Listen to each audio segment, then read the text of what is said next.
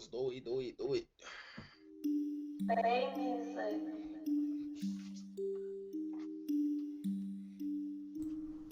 Kick it with my homies, only true ones, no phonies. My life real sweet like Tony Montana, frosted flakes with the tiger. And ladies, say hi to the kings of this output. What's good, everyone? Welcome to Spiel Sports Talk Show. It is your boy Sal. It's a Muslim here. It is Thursday night. We just got done with a crazy game, Thursday night football. I got Scuba Steve with me, and we have the return of the real sports guru. How you guys doing? I mean, I'm doing well. I'm ready to get after it, honestly. It's been a while. Yeah, it has been a while. We missed you. Quay missed you too. But too bad he's not here today. So he had something come up last minute, but he did give us his picks later, so I know you guys are all worried about who am I going to pick up. We'll get to that later tonight. But for now, we're going to start with the game that we just got done with, that Thursday night football game. And the Eagles won and beat the Packers. And it was a game that we saw some notable injuries, I think. I think Davante Adams was hurt after putting up over 10 catches, 180 yards receiving. And then we also had Jordan Howard with 2 touchdowns, which was unexpected. So what were your guys' thoughts on the game? Steve, you want to go first? Yeah, I want to say prayers up to Avonte Maddox, old classmate of mine at Pitt. He took a horrible, nasty hit, brought back memories of the Ryan Shazier collision.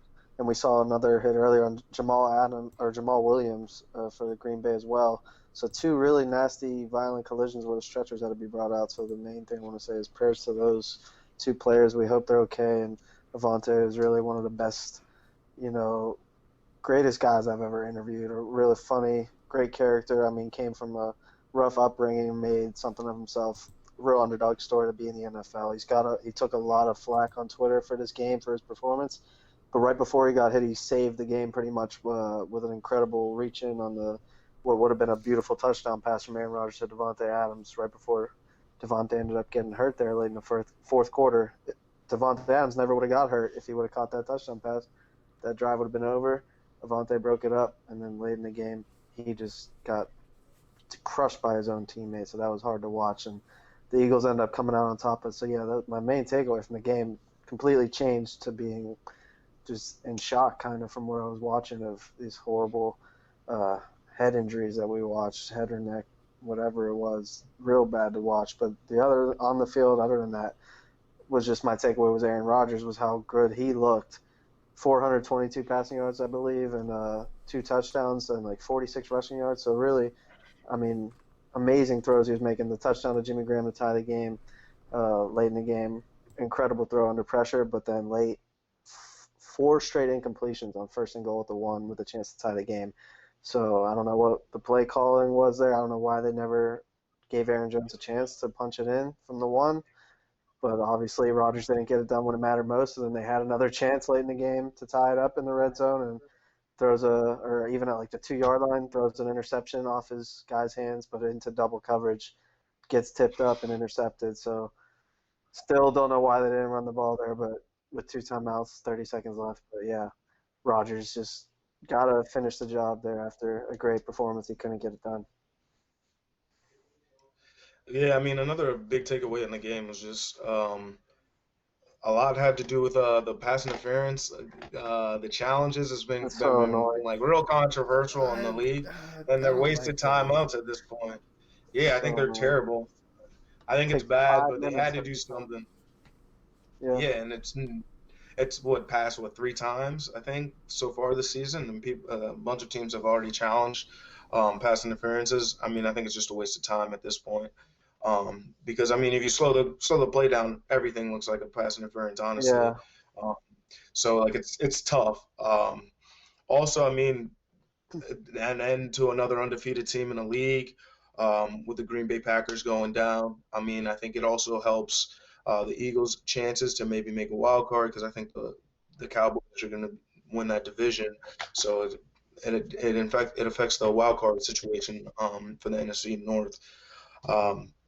Also, I mean, I really thought that the Packers defense, which was really highly regarded before this game, really didn't show up like I expected them to. They got ran all over by Jordan Howard and Miles Sanders. I had Howard on my bench, and man, it was Got crazy. gas. Yeah, it's very.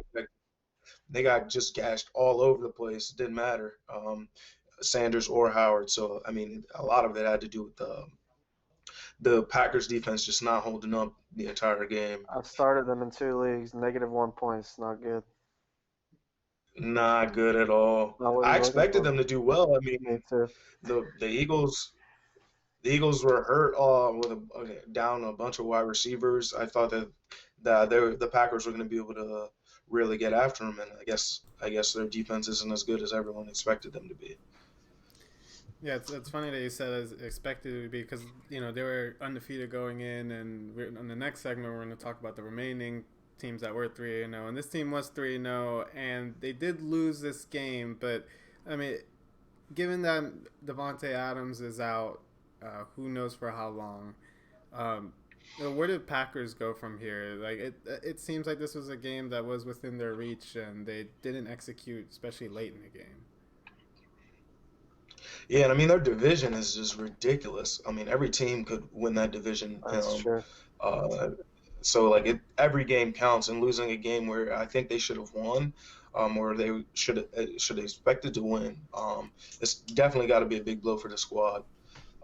But I guess they got one of the best quarterbacks in the league. I'll put that in air quotes. So I guess they're gonna have to go back to the drawing board and see how they perform next week.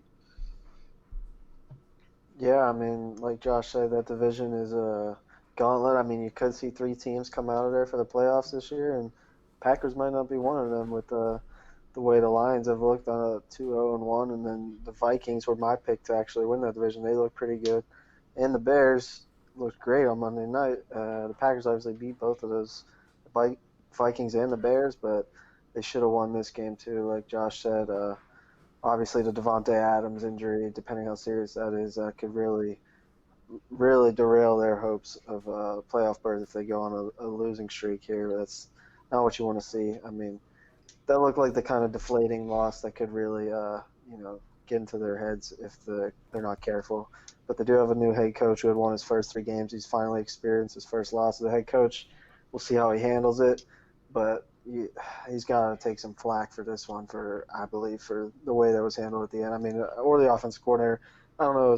I'm assuming maybe LaFleur's calling the plays there, being the offensive guru that he is, but whoever was calling those plays deserves a lot of flack, just like the Seahawks received, because it was the same situation. I mean, over 2 separate drives, so 5 plays with a chance to tie the game from inside the 2-yard line. Not a single running play called, and not a single pass completed. So that's inexcusable. Yeah. It's like they learned nothing. How do you not run the ball there at least once? I know they're down to 1 running back, but you gotta run the ball at least once. That's a pretty good running back, Aaron Jones. It's not a bad running back. Yeah.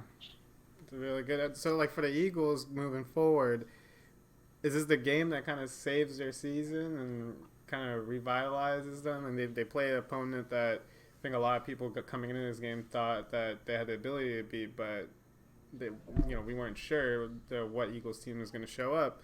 But I thought we saw a lot of things that were promising with this team moving forward, even with the Cowboys at the top of the division right now, looking like one of the best teams in the league. I think if the Eagles can keep it close throughout the year, maybe they have a shot at if they can beat the Cowboys, get the division later. Yeah, I mean their schedule, their next. I just looked up their next couple games, and their schedule is rough. They needed this win because they got the Jets, who I think they're going to stomp next week, but then they got the Vikings, Cowboys, and Bills, and then the Bears, and then the Patriots. Oh, so, I mean, they got a tough road ahead. So How many of those they teams definitely undefeated? needed to win this one. 3 of those teams undefeated out of those next 5? Cowboys, I think Patriots, so. Bills, and then the Vikings, and who else? Vikings. The Bears. Bears. Yeah, okay, well, yeah, they needed this one, especially with that schedule. I mean, the NFC is just good. It's a lot better than the AFC. and it's going to be tough to get in, especially with a slow start. So they needed that bounce-back game.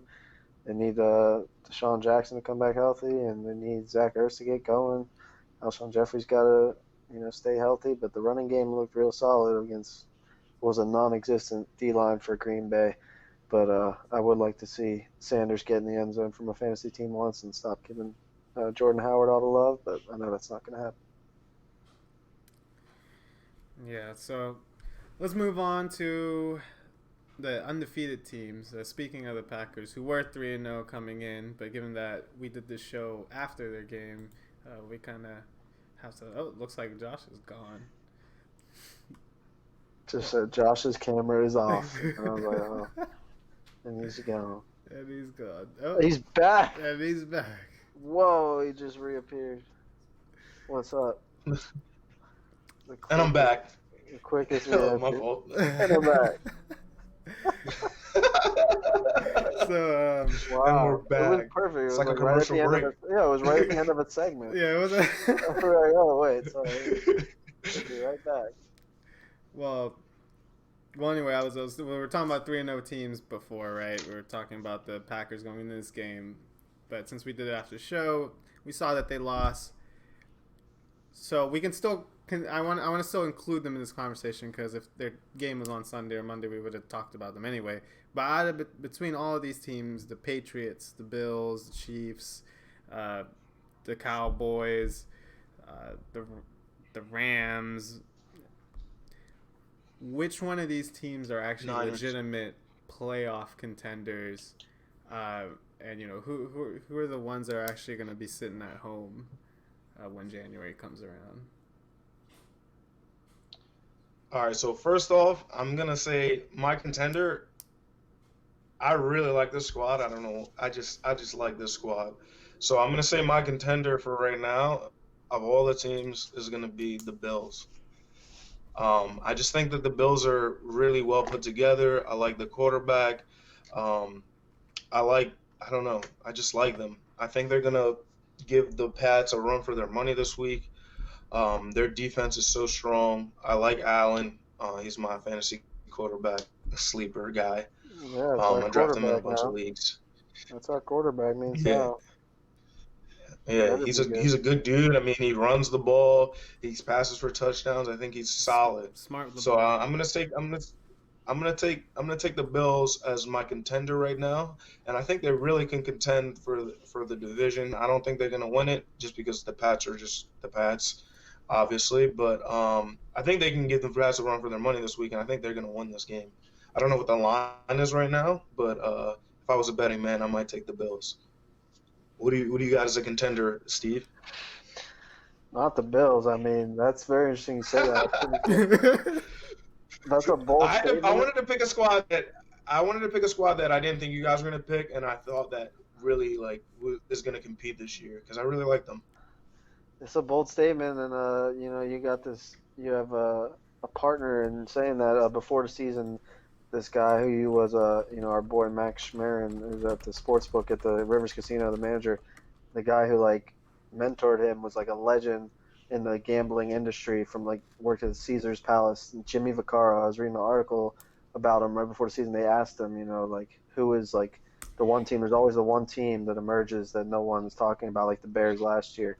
Who's that team? And he said the Bills. And I was thinking about it. I'm like, how is it going to be the Bills? I mean, yeah, I guess they have a good defense, but really, I couldn't believe it. But it looks those guys know what they're talking about. That guy knows what he's talking about. And for you to say that just makes me think, wow, if that does happen, that'd be incredible that you guys are predicting this, especially to predict that before the season.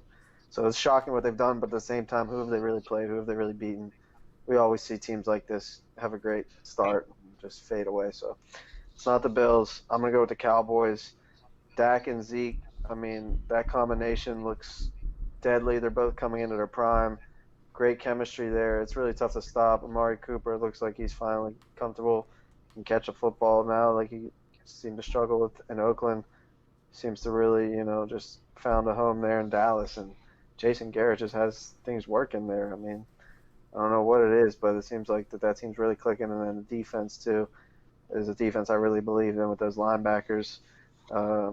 coming into the season. D-line, guys like DeMarcus Lawrence. They got so much talent at all three levels on defense. It's just probably the most complete team that I see in football right now, other than obviously the Patriots, but who's going to pick the Patriots? Nobody. But I mean, the Cowboys also have not played anybody as well. I mean, they played the Giants, the Redskins, and the Dolphins. So I mean, it's not like they've played any competition. And the Bills' schedule, I mean, is easy. I mean, they get to play the Dolphins twice, the Jets twice. I mean, they're gonna have to play the Pats twice. But I mean, if you can get a split there, I think they're fine in the division, and their out of division schedule isn't too bad. The rest of the games. I don't know. I think the Bills they could stack up some wins, and if they get into the playoffs with that defense, I don't know. I don't know if anyone wants to line up against them. I will say that corner for the Bills, Trey White, Tre'Davious, dude who got the flying people's elbow from Gronkowski a couple years back as a rookie. You guys remember that?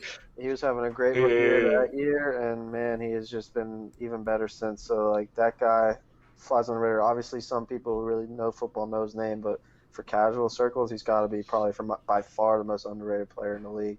He's a top 5 corner, no doubt. He locks down the best guy week in and week out. He's really fun to watch. So Trey White, man, all pro level cornerback. He's got to be one of the main reasons of what they're doing. Yeah, for me, I know there's a lot of teams that are kind of obvious, picks. You have teams like the Patriots, and you have teams like the Chiefs. But I'm going to go with the team that I guess is a kind of obvious pick, but we talk about Super Bowl hangovers all the time, and we talk about teams not doing so well after making it to the big game the year before. But I really like what McVay has done this year. I think they've, coming out strong, 3-0, getting everyone involved in the offense. It seems like they're spreading the ball around. I really like what I saw from Cooper Kupp last week. Really big performance. It gives me a lot of confidence, especially after last year, everything that went on with him. So for me, I mean, they're also, I believe, their schedule is not too bad. This week they're playing the Bucks, then they play the Seahawks after that, the Niners. They're playing the Bengals, the Steelers, the Cardinals twice. I think that they're a team that's set up to get that number 1 seed. If they keep playing the way that they play, if the players can stay healthy. We're talking about the second, or I think they're top 5 in team defense this year, if I'm not mistaken. So I really, really like the Rams. I think that they have a good chance of making it back to the big game, and maybe even eking out a win this time.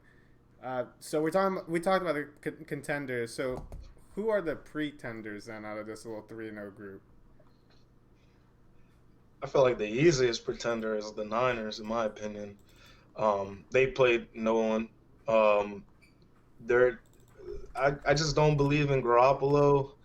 I don't know. Their receiving core is not anything. They're nothing. They got no receivers really like that make me scared on Sunday. I like their running backs. I think they're running the ball really well. I think who's their coach? Shanahan. Shanahan's a big running guy. I mean, all the running backs in his offenses usually do well. So I think they're running the ball well. I don't think their defense is anything good. So I think just based on their schedule, they got a couple wins. But I don't see them doing anything really big in the postseason, or maybe not even making the playoffs. Yeah, I agree with you 100% on the Niners. I mean, we saw them against the Steelers up close last week. They tried about as hard as any team who's ever won a football game has ever tried to lose a game. That was the hardest I've seen. I mean, -4 turnover differential would have been -5 until the late strip of James Conner really turned the tide of the game. But other than that, they really deserved to lose that football game. The only thing is the Steelers just deserved and wanted to lose it a little bit more, and that's what it showed. But like you said, I don't believe in Garoppolo, really. I don't believe in the receiving core.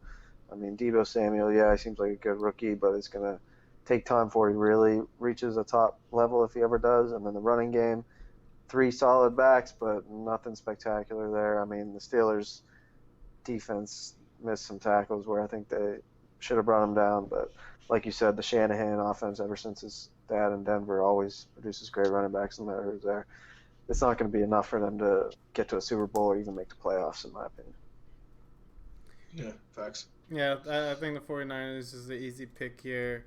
I think all the other teams have a pretty good shot at making it to the playoffs this year.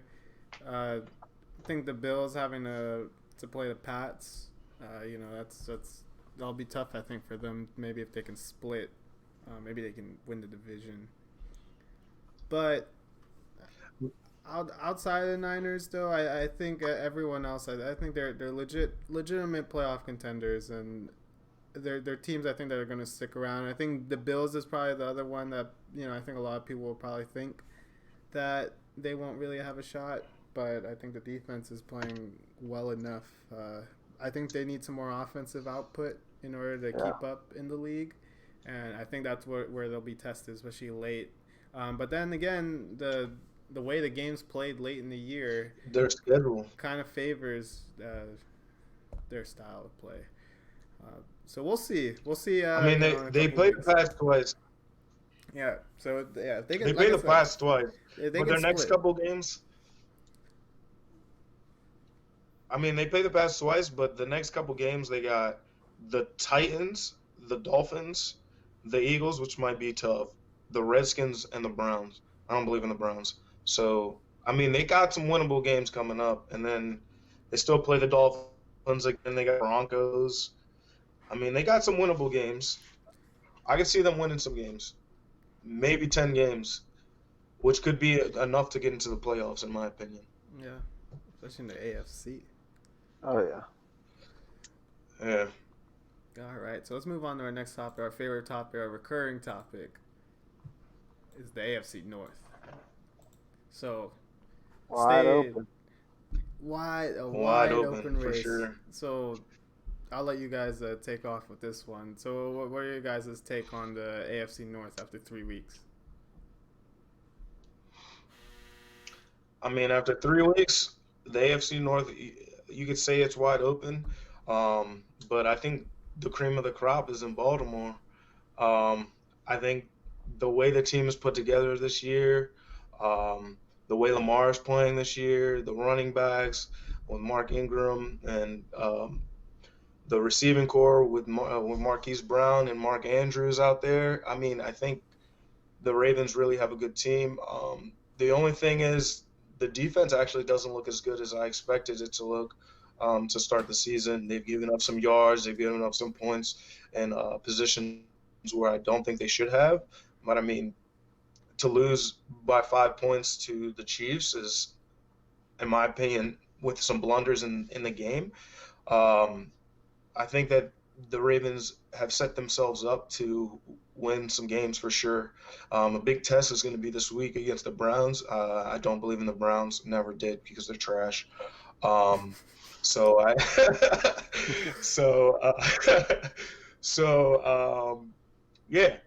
just think it's the Ravens' division to lose at this point. I can't wait to see what the Browns bring this week. But I just don't see it. I think the Ravens have a great opportunity to win the division this year, especially with the injury to Ben, with the Steelers and the Bengals just being trash as well.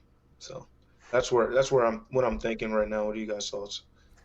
Yeah, when I say it's wide open, it's basically saying it is for now, but it's probably could be open and shut by the end of this week if the Ravens win this game. It's up to one team out of the Steelers and Bengals will obviously come out of Monday night with a win, but you can't take anything away from that, a game of two winless teams. But it's time for Cleveland if they're going to do anything to put up a shutout right now.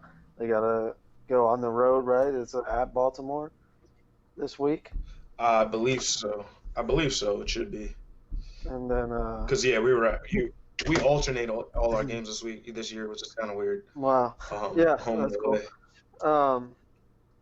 So yeah, I mean, it's tough to pick them and say they're going to go into Baltimore and win, but they gave them a good game last year in that finale, and you would think they have a better team this year, which, you know, it doesn't look like it. They looked better last year without all the stars in the second half of last year, but Freddie Kitchens looks like he doesn't know how to manage or coach a full football game. I mean, I don't know.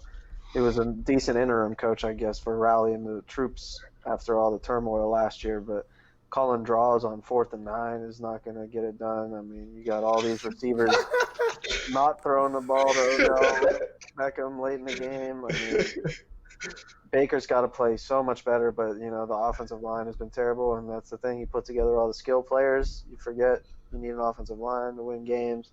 You need the defense to play better to win games. I still think that they're going to get better throughout the year, but it's looking like it might be, you know, a little too late if they don't turn it around soon. But if anyone has a chance to really catch the Ravens, it's the Browns, and they got to win in Baltimore this week if they want to do that, I think.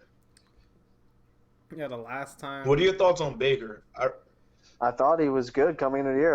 He looked great last year. One of the better rookie performances by a quarterback we've seen. I think set the record for touchdown passes. Didn't even play a full season. He played like 12 games and almost led them to a 500 season. But man, he seems like he got a little bit full of himself in the off season. Let all the attention get to his head and probably didn't work on his game enough. Study the game, study playbook, study opponents enough. I don't know. I mean, who am I to say? But he doesn't look like a guy who is playing at the top of his game right now. I mean, what we saw from him even last year, let alone what he was doing in college, where he was one of the best quarterbacks we've seen. Yeah, I think coming out of the gates, he's been a little slow, but I do expect him to go back to mid-season form, and I think this is the perfect game for them to kind of bounce back and try to find their identity, especially before the season starts slipping away. The last time they played, it's very interesting. I saw some of the game at Heinz Field, and once again, the Pittsburgh Steelers are at the mercy of the Cleveland Browns to kind of help steer the ship. So the irony in that, I think, is pretty funny. And this time we're sitting, you know, after 4 weeks, and we see all of these teams at AFC North, and I think the Bengals are a team that can probably split games with their divisional opponents. I do think they have enough. Yeah. They have players on the team that can perform and play. I think Ross played really well this year. I do think that the running backs that they have are really solid running backs. I think Andy Dalton has made some big mistakes this year in terms of his decision making, but I mean he's put up some numbers as well. Exactly. So, but at the same time, we're talking about a Bengals team that could potentially split all their games with their divisional opponents. So, it is wide open in that sense. Need AJ Green back, man. We'll see what happens when he comes back from his injury, and I expect him to. That would be a really good receiving core with him and Boyd and Ross. Yeah. Oh man. Yeah. I don't even For sure. want to think about that. So I hate AJ Green. But I mean, I think the long story short is I do think this is the Baltimore Ravens division to lose. I think they're in command. They have Lamar Jackson, who I think is going to be a really, really good player for a long time if he continues to study the game and progress in the way that he has, the way that he's taken his game this year is really given hope, I think, to Baltimore Ravens in terms of their quarterback. Or maybe this is just something that the Ravens fans knew all along and the rest of the league just had to catch up to. So, but I think it would come as a what are you saying? As a fan, I was upset. Like I'm a Joe Flacco guy. I like Joe. He's my guy. So I mean, I didn't think that Lamar, especially after the playoff performance last year, I didn't know if he was going to be able to come out and win games with his arm, as well as his legs. And this year, he's definitely shown that he's progressed, and he's miles further developed a lot more than he was last year, which is a testament to his work ethic, honestly. It's also Greg Roman with as an offensive coordinator has been killing it, and he's just doing really well. Um, and I do agree with the Bengals being able to split games with all the other teams in the division, mainly because their offense. I mean, they don't run the ball as much, but they throw it 50 times every game, so they're going to be in every game. Just offensively, and their defense is all right. I mean, it's AFC North, so they play some defense. So it's going to be interesting, but it's definitely the Ravens division to lose, in my I, opinion. I think the story of the division is, like you said, Josh, how much Lamar Jackson's improved. He's probably the most improved player in the entire NFL this year, I think. Just definitely the breakout player of the year of the first 3 games so far. Even though obviously we knew how great he was in college, it's just you didn't know if it would translate to the NFL. Being able to throw the ball after, like you said, what happened in the playoff game against the Chargers.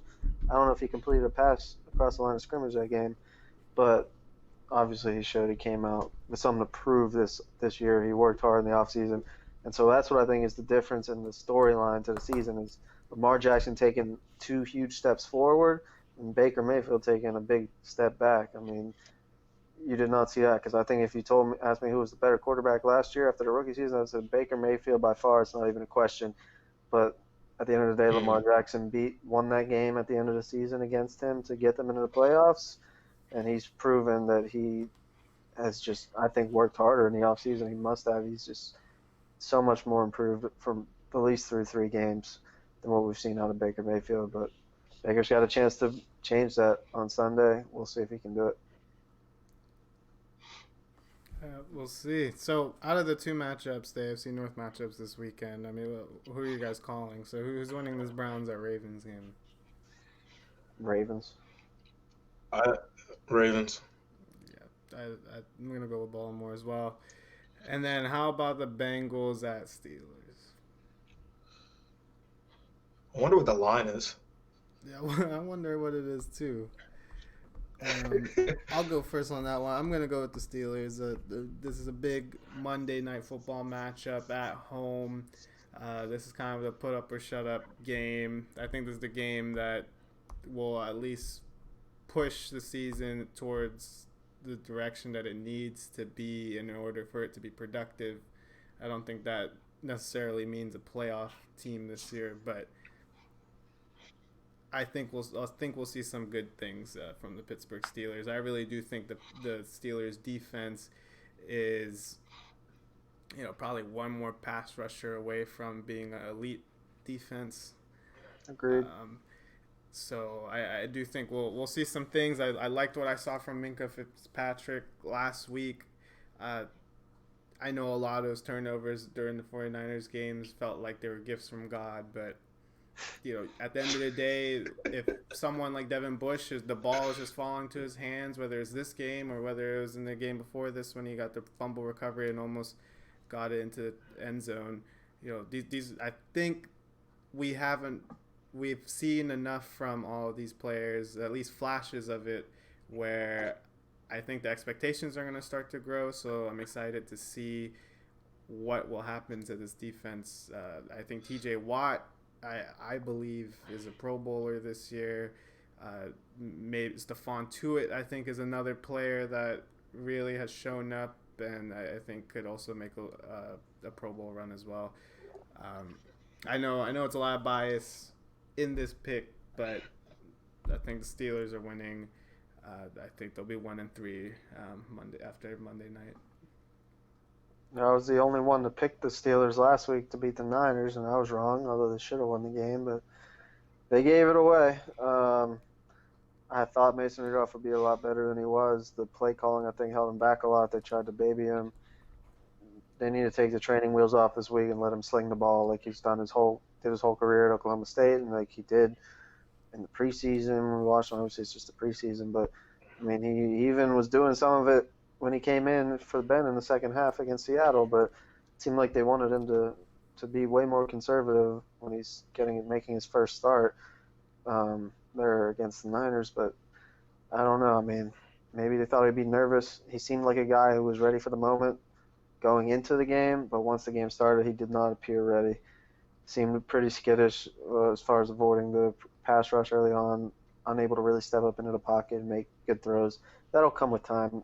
You'll rarely see a rookie, especially not a rookie, but someone making their first start do that effectively. But he's got to be able to do it effectively if he's going to have any hope of making this a productive season, like Sal said. Just to get back to 500 would be a miracle, it seems, at this point, if Tomlin can avoid his first losing season. But you would like to see at least some progression from Rudolph, if you're a Steeler fan, from what we saw in that first game. Only two passes completed, more than 2 yards past the line of scrimmage, both on the touchdowns. One was a great throw to Juju Smith-Schuster, a bullet pass where he obviously did the rest of the work and ran it like 60 yards after the catch for the touchdown, but it was a great throw. And then the other touchdown was pretty much just an easy hookup on a long pass to Deontay Johnson. So beautiful pass, though. It was, but on the same time, yeah, and you like to see that. And he can make it. He can throw a deep ball 40 yards for sure, but can he really throw much more than that? I don't know. And does he really have the velocity to fit those throws into those tight windows over the middle? He did it on the Juju throw. We got to give him more chances and more opportunities to see if he can do it, because honestly, on the other passes where he did throw down the field, he didn't look good on those third and long hookups. Got to run the ball better to avoid third and long, but they're stacking the box against Mason to try to make him beat single coverage. Receivers have to do a better job of beating it. Hopefully, like Sal has said, during the week, that Switzer is phased out of the offense. We'll see. It seems Moncrief has been phased out, which is good. But yeah, you need to see Deontay Johnson and James Washington get going, and Juju as well. They gotta just feed him the ball more. I don't know. But yeah, I mean, at the end of the day, the Steelers have lost to 3 pretty good teams. I mean, we talked about the Niners being pretenders, but they're 3-0. They put a beating on the Bengals. So at least, the Steelers should have won that game on the road with a guy making his first start. Almost did. Obviously, even after the fumble, I mean, what it came down to was Mark Barron's penalty, defensive holding on third and long, just killing them.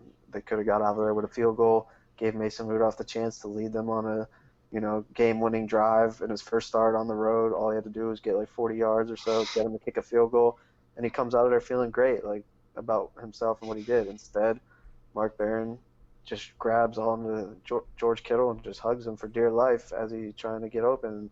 Why do that when you can just try to make a play on the ball, and if he scores, he scores. But, you give him a free first down, and that's what happens.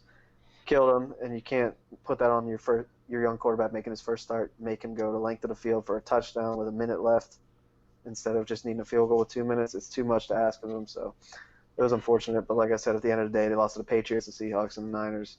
Those teams are combined, 8-1. We'll see what they can do against Cincinnati. So after all of this, what I've said, it was a discouraging result last game, but I haven't given up hope just yet. If they lose this game, all hope is lost. I'm going to pick the Pittsburgh Steelers to get it done and just squeak out a win. I don't think it'll be pretty. I don't think so. 24-21, but, man, Mason's got to get his first win this game, or it could be a while before he gets one.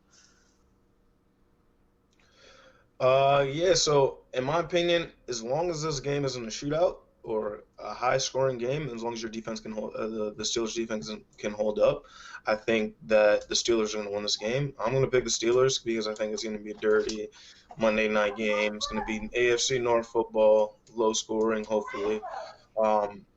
So yeah, I'm going to take the Steelers in this matchup over the Eagles. All right. Yeah, so it looks like we're both we're both in agreement in terms of the results of those games. So let's that's it in terms of the debate portion of the show. I wanted to pull up Mr. Black Belly's little picks for this week, just so you guys are prepared going into this week, unless you're in Guru's League where you might not be able to pick up the player.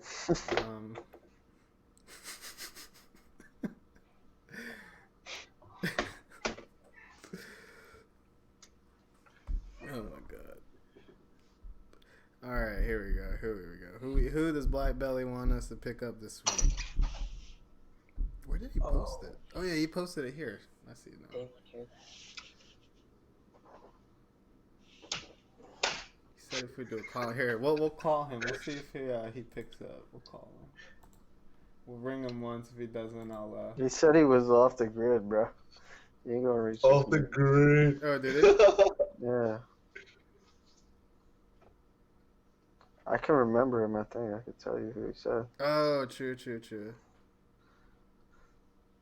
Oh, true. He's out of pocket. Off the grid. Okay.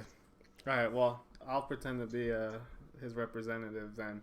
But anyway, Black Belly wants you to pick up Darrell Williams for the Chiefs. He thinks that he's going to be a sleeper this week. He wants you to pick up Sterling Shepard. He really, I think he believes in Danny Dimes. At least that's what I think. Danny Dimes. He also has Wayne Gallman to pick up. We all know Saquon was out with that high ankle sprain. Hopefully he gets back in time. And then the last three people, Ronald Jones, Deontay Johnson, Vernon Davis, for you guys to kind of get some depth, maybe some spot starters to round up the week. So, yeah, that's what Black Belly had. And I believe most of these players are not on rosters. I think you might have someone who may have picked up, like, Vernon Davis after week 1. Oh, yeah. Maybe someone picked up. Did you see him jump over? Did you see him jump over Manti Te'o's girlfriend in the game? You gotta pull that. That was hilarious. Oh my god, we're gonna. That could be my spiel. I got a spiel. I gotta look it up first. Are you serious? Yeah, you'll find it easily. Just type in like Vernon Davis leap on Twitter. Vernon Davis leaps.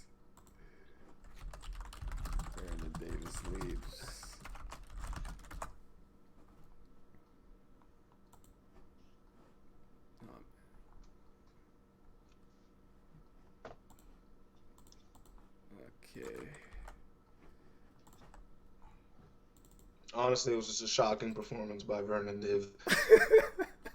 Oh my god, that's hilarious. Oops. How do I get it? Tight ends don't even try to break tackles anymore. They just try to jump over dudes. They jump over. All right, here we go. Wait, is there sound? I want to hear if there's commentary or something. Keenum backs up and then able to find Vernon Davis, who thought he was going to go up and over Amukamara. And Amukamara said, you know what, I'll just back up. Instead of being a human hurdle, I'll just back up. Oh, the ageless wonder, Vernon Davis. The player was like 5 yards away. He says, you know what, I'm going to hurdle. What is Manti Te'o's girlfriend doing on the field? That's what I want to know. How's that not a flag? That's 12 men on the field. He jumped all the way over there, though. God, that's hilarious. That's some funny stuff. Oh my god. Well, does anyone actually anyone have a spiel? Do you guys actually have an extra spiel? I actually have a spiel today. I don't. I do too. All right, yeah, you go first. Give you guys the floor. All right, so my spiel is about Sunday night, a must-watch game, and it has nothing to do with football. The WNBA Finals begins Sunday night, 9 p.m. It's Who's between playing? Deladon. Deladon. So, just a little bit about the game. A lot of people probably don't watch WNBA. I think it's the product they're putting on the court has been amazing this year. I think the teams have been very, very competitive. I watched every game of the semifinals for both the Sun and the Mystics. I'm just a big fan. I mean, the Mystics ended the season on 17-2. I might. I'm gonna see if the tickets aren't ridiculous. Yeah, no, I'm probably gonna go to a game. It's a best of 5, which is interesting. Unlike the NBA, which is best of 7. Deladon just had one of the most legendary one of the legendary seasons in WNBA history. First women's basketball player to go 50, 40, 90. Best player in the league by far. And then the Sun, on the other hand, they lost in single elimination round the last couple years. They finally got the bye this year, swept the Sparks, and now they're in the finals. I got 3 things that you need to know about this matchup. Here we go. First thing, this year will be a first-time champion. Both teams, neither one of them have ever won a championship. It's 22 years into the WNBA, and neither one of these teams have won. Only 8 teams have actually won the championship. So that'll be interesting for both of these organizations. Second thing is going to be the front court battle between Delle Donne and Jonquel Jones. Delle Donne was the MVP this year. Has been probably the best women's basketball player the last 3 or 4 years in the league. And Jonquel Jones ended up third in MVP voting this year. And she had an amazing season. So to see these two women battle is going to be an amazing to watch, especially after Pup. Especially after the battle that Delle Donne had to deal with Liz Cambage the past round, who is my spirit animal. I love Liz Cambage. Get in the weight room. Yeah, she had the great Get out the post. Get in the weight room or get out the post. Told these women to either get in the weight room or just get out of her way, because she's a beast. I love Liz. Definitely my spirit animal, for sure. And then all right, what else? And the third and most important thing about this matchup is that there are 5 Maryland players playing in this series. Shatori Walker Kimbrough from Hopewell, yes. Western Pennsylvania legend. Yep. Her, Chrissy Tolliver for the Mystics, as well as Tiana Hawkins. And I've actually been going back. And then for the Sun, you have Alyssa Thomas and Brianna Jones. As well as a little side note, Natasha Cloud for the Mystics actually went to Maryland for 1 year and then transferred. So that's technically 6 players that went to Maryland in the finals. I actually had the opportunity to play against every one of these players as a scout team player, so I'm rooting for all of them to do very well. So it's just going to be a great matchup, and I think everyone should watch if you got an opportunity to throw the game on. It's really good basketball, and both of these teams are definitely going to get after it. I'm definitely going to root for the Mystics because I'm right outside of Washington. So go Mystics, but it should be a good time, and that's my spiel. What was it like trying to guard Shatori? Shatori was very, very shifty. But of all the players that I named that are in this series, the hardest one to guard was Brianna Jones. In my opinion, she was the best post player I've ever played against. I played against dudes who played in the NBA. I played against college players, and she was one of the hardest players to guard in the post. She was strong, and she had the best hands. She could catch anything. If it was close, she's catching it. So it's going to be interesting to watch all of these players compete, for sure. Oh, well, thanks a lot, Sports Guru, for dropping us some knowledge, especially in a league that doesn't have as much viewership as some of the league that we talk about almost all the time on the show. So I appreciate that. For sure. So my spiel, how do I get it so that my face is big? I guess I can't. So I guess I'm in the corner here. Well, I won't make it long. I'll try to make it less. Don't be so depressed about it. I know. It's my show, and I got the little corner. See, this is the only thing I don't like about this Facebook format. I don't get the spotlight that I should get. Hey, I want the clout. The format. Yeah. No, but in all seriousness, no. I just want to take 36 seconds to talk about. 36 seconds. To talk about. Go one. Put you on the clock. We're on the clock. I feel like I have a shot clock now. Yeah, 35. Like I said, in all seriousness, I want to talk about. I want to talk about just. So we've been avoiding this topic for almost a couple of weeks now, no. And I just wanted to I don't want to give it too much light in terms of this particular player, and we all know who I'm talking about. And He shall not be named. It shall not be named. Because he doesn't want you calling him. Yeah, you can't call him by his football I name. can't call him by his front name. You know, if he's over here coming at Eric Weddle, coming in Lil Weedle. Lil Weedle. But that's not what I want to talk about, though. But what I do want to talk about, and what I want my listeners and everyone who comes in and either watches this show or supports the stream, tune in every day and hangs out with us, that for you guys, in order to be true friends, especially with your your people, the peoples you care about, you got to make sure that you tell them when they're doing things that are out of hand. If your boy's over here throwing furniture off the balcony, because it's kind of funny to think about this person and all the things that he's done, all these awful things, but part of me feels like not enough people around him were being supportive and being true friends. Everyone's just saying yes to him, blowing him up and getting his ego all up, trying to get some of the get a piece of the bread that he has. But just my advice to all you guys out there is just like, if you guys want to be a true friend, don't ever worry about upsetting your friends and not wanting to say the right thing because of someone's feelings. Honestly, like, if you really care about that person, you'll go ahead and do that. And I really do think if the right people had said the right things to this man ahead of time, maybe he would have avoided all this and gone to be Jerry Rice 2.0. But instead, we see this downfall, and then not just with this player, but also with a whole bunch of other players in the league as well.